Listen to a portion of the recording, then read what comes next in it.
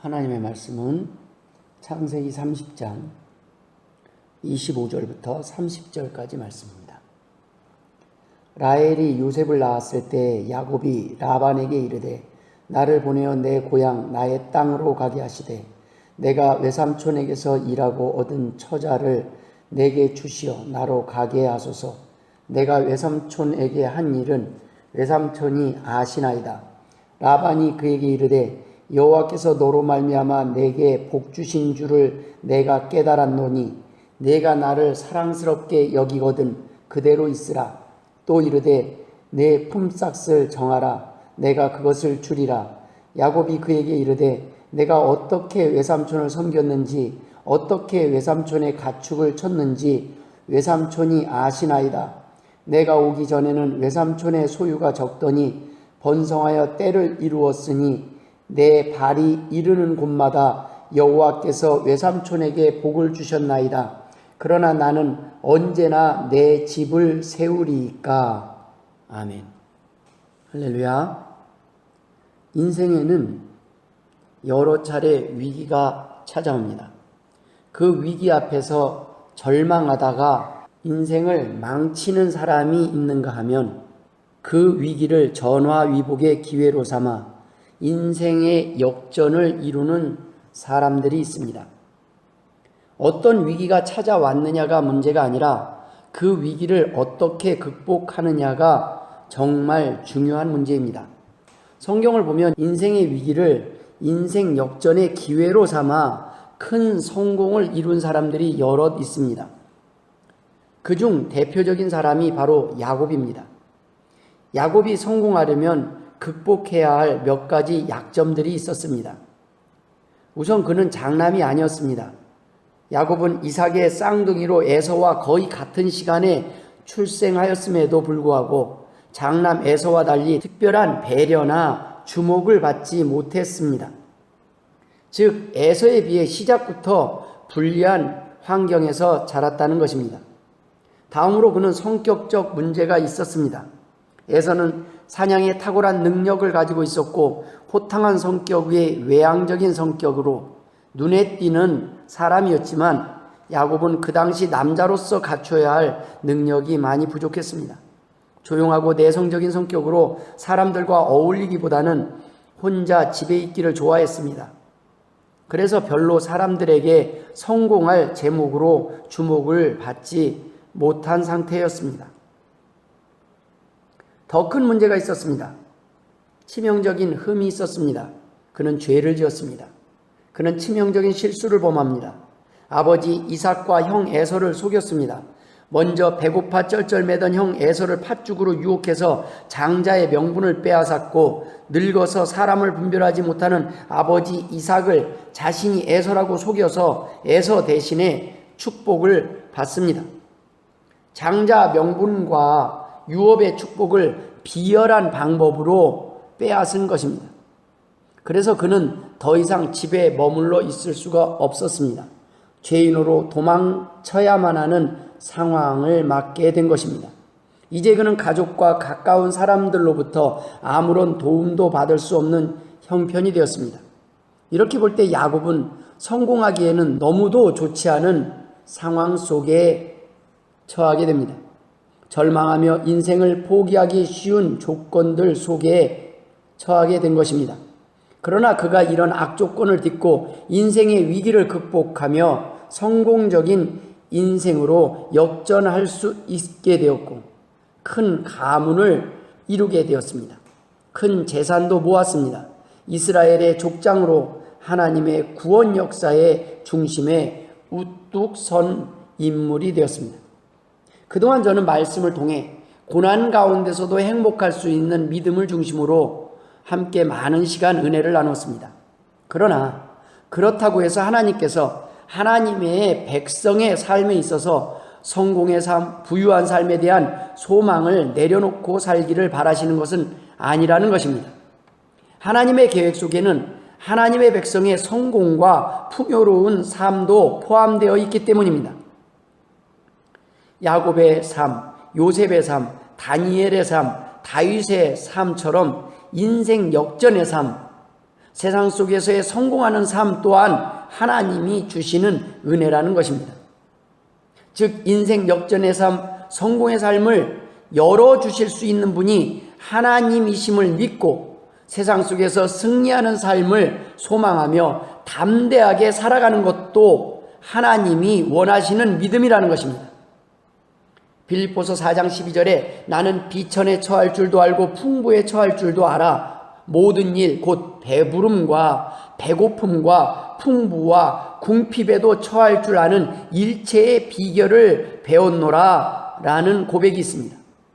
가난 속에서만 하나님이 은혜를 주시는 것이 아니라 부유함을 통해서도 함께 하시는 분이 하나님이시기 때문입니다. 하나님의 백성은 비관론자도 염세주의자도 가난한 삶만을 목표로 사는 사람들도 아닙니다. 어떠한 삶 속에서도 하나님의 백성으로서의 소망을 가지고 담대하게 사명을 감당하며 살아가는 사람들입니다. 사무엘상 2장 7절에 여호와는 가난하게도 하시고 부하게도 하시며 낮추기도 하시고 높이기도 하시는도다 라는 기록이 있습니다. 즉 하나님은 낮추시기도 하시지만 높이기도 하시는 하나님이심을 믿는 것도 믿음이라는 것입니다. 어떻게 야곱은 자신의 실패와 핸디캡을 극복하고 성공적인 삶의 주인공이 될 수 있었을까요? 오늘 본문의 야곱의 삶 속에서 그 비결을 찾기를 소망합니다. 첫 번째, 야곱은 하나님을 붙잡았습니다. 야곱은 위기 때나 문제가 있을 때 하나님을 찾았습니다. 야곱이라는 이름은 그가 태어날 때 모습 때문에 붙여진 이름입니다. 창세기 25장 26절을 보면 야곱은 태어날 때 쌍둥이 형 에서의 발꿈치를 잡았습니다.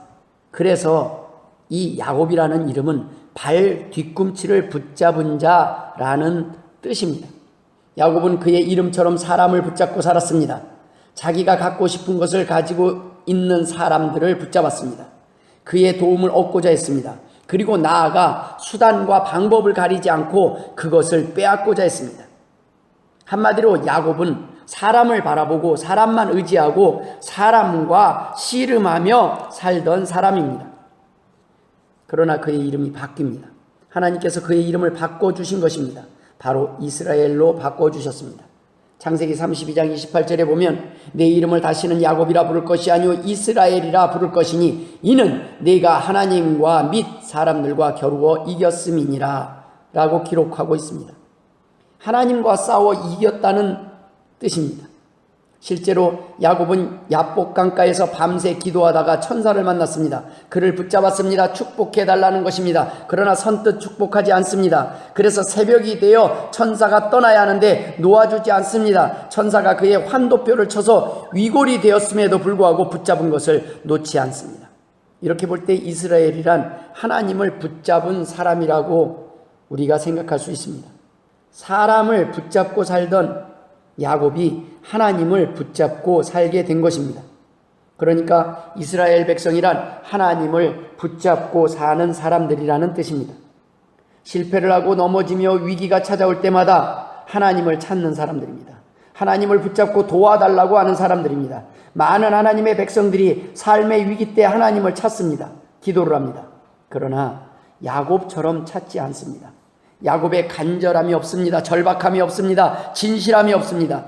하나님이 아니면 안 됩니다. 하나님이 도와주셔야 합니다. 하나님밖에 길이 없습니다. 우리가 기도를 할 때 주셔도 감사, 안 주셔도 감사하는 마음으로 기도하는 것과 주셔도 그만, 안 주셔도 그만, 저는 그냥 하나님 없이 살 수 있습니다 하는 마음으로 건성으로 기도하는 것과는 차이가 있습니다. 나를 위해 구할 때는 떳떳하지 못하기 때문에 하늘의 보좌를 움직이는 간절함이 없습니다. 하나님이 주셔도 그 주신 것들을 나를 위하여 쓰려고 하고 나를 위하여 사용하겠다는 계획을 가지고 기도할 때는 간절함이 없습니다. 하지만 하나님을 위해, 하나님의 영광을 위해, 하나님의 나라를 위해, 죽어가는 영혼들을 위해 구할 때는 당당하게 간절하게 구할 수 있습니다. 그곳에 기도의 능력이 있습니다. 엘리야의 기도가 그랬고 여호수아의 기도, 삼손의 기도, 히스기야의 기도가 그랬습니다. 열왕기상 18장에 보면 엘리야가 백성에게 이르되 여호와의 선지자는 나만 홀로 남았으나 바알의 선지자는 450명이로다. 450명의 바알의 선지자와 갈멜산에서 대결을 앞두고 엘리야가 한 고백입니다. 이어서 35절 37절에 보면 이렇게 기록하고 있습니다. 여호와여 주께서 이스라엘 중에서 하나님이신 것과 내가 주의 종인 것과 내가 주의 말씀대로 이 모든 일을 행하는 것을 오늘 알게 하옵소서. 여호와여 내게 응답하옵소서. 내게 응답하옵소서. 이 백성에게 주 여호와는 하나님이신 것과 주는 그들의 마음을 되돌이키심을 알게 하옵소서. 얼마나 당당한 기도입니까? 얼마나 간절한 기도입니까? 여호수아 10장에는 여호수아가 아모리 백성을 칠 때 그 전쟁 가운데서 이스라엘의 목전에서 이렇게 기도합니다. 태양아 너는 기브온 위에 머무르라. 달아 너도 아얄론 골짜기에서 그리할지어다. 얼마나 당당합니까? 하나님의 일을 하는 백성들, 하나님의 사명을 감당한 백성들은 하나님 앞에 당당하게 구할 수 있는 권리가 있는 것입니다. 사사기 16장 28절 30절에는 삼손이 여자로 인해서 실패하고 그가 하나님의 사명을 감당하다가 넘어졌음에도 불구하고 그가 두 눈이 뽑힌 채 블레셋 사람들에게 붙잡혀서 묶여서 조롱당하고 있는 상황에서 마지막으로 그는 하나님 앞에 돌이키며 이렇게 기도합니다. 여호와께 부르짖어 이르되 주 여호와여 구하옵나니 나를 생각하옵소서. 하나님이여 구하옵나니 이번만 나를 강하게 하사 나의 두 눈을 뺀 블레셋 사람에게 원수를 단번에 갚게 하옵소서. 삼손이 집을 버틴 두 기둥 가운데 하나는 왼손으로 하나는 오른손으로 껴의지하고 삼손이 이르되 블레셋 사람과 함께 죽기를 원하노라 하고 힘을 다하며 몸을 굽히매 그 집이 곧 무너져 그 안에 있는 모든 방백들과 온 백성에게 덮이니 삼손이 죽을 때에 죽인 자가 살았을 때에 죽인 자보다 더욱 많았더라. 이사야 38장 1절 6절에 히스기야가 병들어 죽게 됩니다. 그가 하나님 앞에 이렇게 기도합니다. 히스기야가 얼굴을 벽으로 향하고 여호와께 기도하여 이르되 여호와여 구하오니 내가 주 앞에서 진실과 전심으로 행하며 주의 목전에서 선하게 행한 것을 기억하옵소서 하고 히스기야가 심히 통곡합니다. 이에 여호와의 말씀이 이사야에게 임하여 이르시되 너는 가서 히스기야에게 이르기를 내 조상 다윗의 하나님 여호와께서 이같이 말씀하시기를 내가 네 기도를 들었고 내 눈물을 보았노라. 내가 내 수안에 15년을 더하고 너와 이 성을 아수르 왕의 손에서 건져내겠고 내가 또 이 성을 보호하리라. 여러분, 하나님의 살아계심을 고백하는 기도, 인정하는 기도, 용서하심을 믿는 기도가 하늘의 보좌를 움직이는 기도임을 믿으실 주의 이름으로 축원드립니다. 이러한 기도 가운데는 반드시 하나님께서 우리가 구하는 것을 주실 수 있는 분이라는 확실한 믿음이 있어야 한다는 것입니다. 이사야 59장 1절에 여호와의 손이 짧아 구원하지 못하심도 아니요 귀가 둔하여 듣지 못하심도 아니라. 억울하고 답답하고 힘들 때 하나님께 솔직하게 통곡하며 간절하게 구하는 것도 하나님이 기뻐하시는 믿음이라는 말씀입니다. 야곱의 인생을 살펴보면 중대한 고비고비마다 그가 철저하게 하나님을 붙잡는 모습을 발견할 수 있습니다. 그가 형 에서에게 쫓겨나 멀리 하란으로 도망치다가 베델에서 하나님을 만납니다. 여기서 야곱은 하나님을 붙잡았습니다. 그리고 고향으로 돌아오다가 형 에서가 자기를 치러 온다는 사실 때문에 또 두려움이 찾아올 때 야복 강가에서도 하나님을 만납니다. 여기서도 그가 하나님을 굳게 붙잡았습니다. 야곱이 성공할 수 있었던 결정적인 이유는 바로 이것입니다. 넘어짐이 없었던 것이 아닙니다. 위기 때마다 하나님을 찾고 붙잡은 것입니다. 그가 하나님을 붙잡자 하나님께서 그를 인도하시기 시작했습니다. 하나님의 인도로 홀몸으로 하란으로 갔지만 일가를 이루었고 큰 재산도 모으고 때를 이루어 고향으로 돌아오게 됩니다. 형 에서와의 전쟁의 위기를 만났을 때도 하나님의 인도로 순적하게 형 에서와 화해를 이루게 됩니다. 사랑하는 성도 여러분, 여러분은 지금 무엇을 붙잡고 계십니까? 혹시 그 누군가 사람을 의지하고 있지는 않습니까? 혹시 돈이나 내가 가진 그 무슨 능력, 그 무엇인가를 의지하고 있지는 않습니까? 시편 146편 3절 5절에 보면 귀인들을 의지하지 말며 도울 힘이 없는 인생도 의지하지 말지니 그의 호흡이 끊어지면 흙으로 돌아가서 그날에 그의 생각이 소멸하리로다. 야곱의 하나님을 자기의 도움으로 삼으며 여호와 자기 하나님에게 자기의 소망을 두는 자는 복이 있도다 라고 기록하고 있습니다. 창세기 35장 1절을 보면 하나님께서 야곱에게 일어나 베델로 올라가서 거기 거주하며 내가 내 영 에서의 낯을 피하여 도망하던 때에 내게 나타났던 하나님께 거기서 제단을 쌓으라 하신지라. 야곱이 잠깐 한눈을 팔려고 할 때 하나님께서 베델로 올라가라 말씀하시는 것입니다. 베델이 어떤 곳입니까? 그 조부 아브라함이 하나님께 처음으로 제단을 쌓은 곳입니다.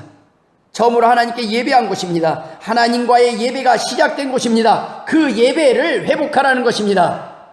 창세기 13장 3절 4절에 베델에 이르며 베델과 아이 사이 곧 전에 장막 쳤던 곳에 이르니 그가 처음으로 제단을 쌓은 곳이라. 그가 거기서 여호와의 이름을 불렀더라. 아브라함이 처음 제단 쌓은 곳이 바로 베델입니다.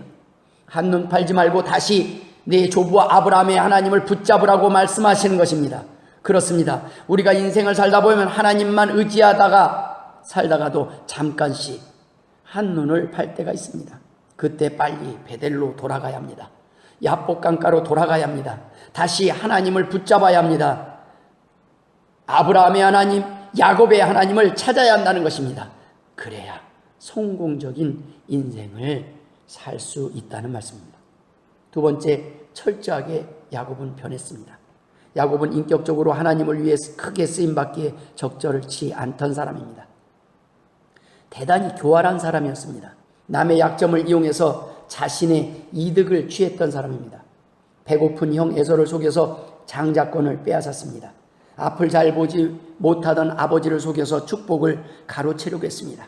그리고 교활한 방법으로 외삼촌 라반을 속였습니다. 야곱은 특별한 사람이 아니었습니다. 가장 인간적인 보통 사람의 모습입니다. 이기적이고 연약한 우리들의 모습입니다. 저의 모습입니다. 크게 다르지 않습니다. 그러나 그러한 야곱이 하나님을 붙잡자 하나님께서 야곱을 변화시키셨습니다. 사용하셨습니다. 우선 야곱을 크게 당하게 하셨습니다. 31장 7절을 보면 그대들의 아버지가 나를 속여 품삯을 10번이나 변경하였느니라. 그러나 하나님이 그를 막으사 나를 해치지 못하게 하셨으며 라는 기록이 있습니다. 하나님께서는 형과 아비를 속인 야곱보다 더 교활한 라반을 만나게 하셨습니다. 철저하게 당하고 속게 하셨습니다. 우리는 여기서 생각해야 될 것이 있습니다. 야곱이 하나님을 붙잡았는데 하나님이 야곱을 회복시키시는 방법이 야곱에게 어려움을 겪게 하셨다는 것입니다. 그뿐 아닙니다. 연단의 용광로 속으로 밀어넣으셨습니다. 감당기 힘든 고난을 주셨습니다. 야곱 외삼촌 라반의 집에서 죽도록 고생했습니다. 지속적인 시련이 그를 따라다녔습니다. 그가 자신의 인생을 돌아볼 때 험악한 세월을 보냈다고 고백할 만큼 그의 인생은 고난의 연속이었습니다. 창세기 47장 9절에 보면 야곱이 바로에게 아뢰되 내 나그네 길의 세월이 130년이니이다. 내 나이가 얼마 못 되니 우리 조상이 나그네 길의 연주에 미치지 못하나 험악한 세월을 보내었나이다 하고. 하지만 야곱은 포기하지 않았습니다. 하나님 앞에 기도했고 그 기도의 결과로 어려움이 닥쳤지만 그 기도 이후에도 계속 환난이 있었지만 소망을 잃지 않았습니다. 로마서 5장 3절 4절에는 다만 이뿐 아니라 우리가 환난 중에도 즐거워하나니 이는 환난은 인내를, 인내는 연단을, 연단은 소망을 이루는 줄 알미로다 라고 기록하고 있습니다. 야곱에게는 큰 환난의 시련을 주셨습니다. 야곱은 이런 시련을 통해 철저하게 새 사람으로 강하게 단단하게 변화되어 갑니다. 그런 변화를 통해 그는 성공적인 인생의 길로 한 걸음씩 성장하며 나아갈 수 있었던 것입니다. 2000년대에 들어오면서 가장 많이 듣는 말 가운데 하나가 변해야 산다는 말입니다. 세상이 하도 빠르게 변하니까 거기에 적응하려면 변하지 않을 수 없습니다. 변하지 않으면 도태됩니다. 그러나 이 말은 이미 주님께서 2000년 전에 하신 말씀입니다. 세상이 변하지 않더라도 우리가 변하지 않으면 하나님 나라를 볼 수 없고 하나님의 백성이 될 수 없기 때문입니다. 성경적인 표현으로 본다면 사람이 변해야 한다는 것입니다.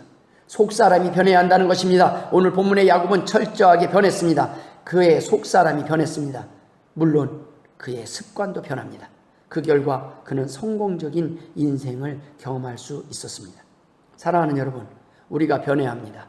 우리의 속사람이 변해야 됩니다. 회복되어야 합니다.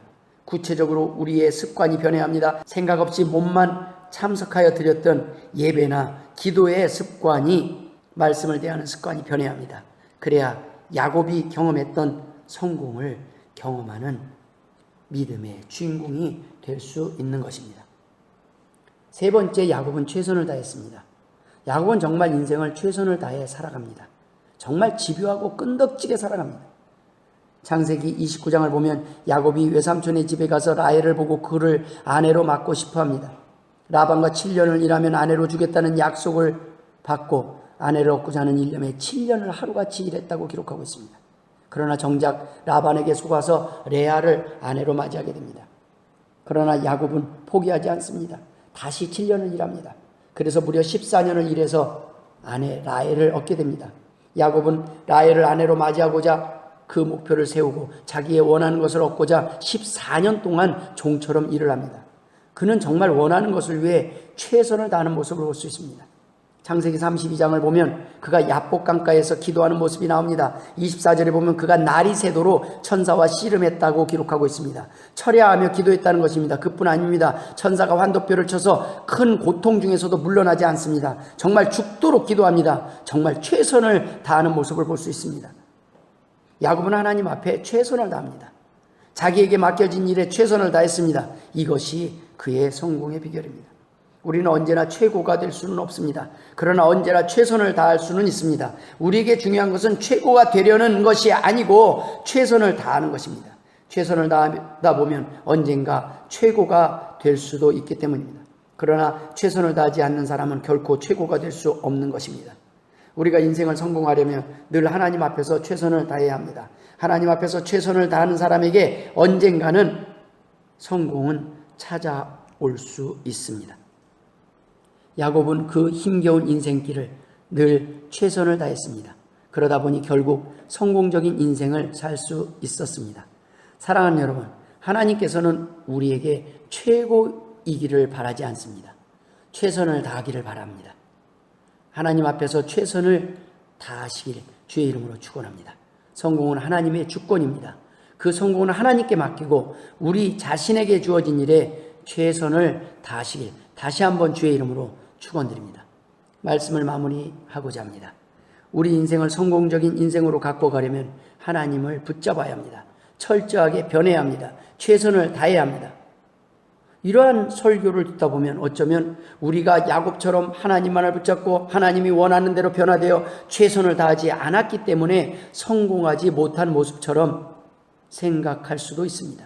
하지만 야곱처럼 살아도 하나님의 계획하시고 인도하심이 다른 곳으로 인도될 수도 있습니다.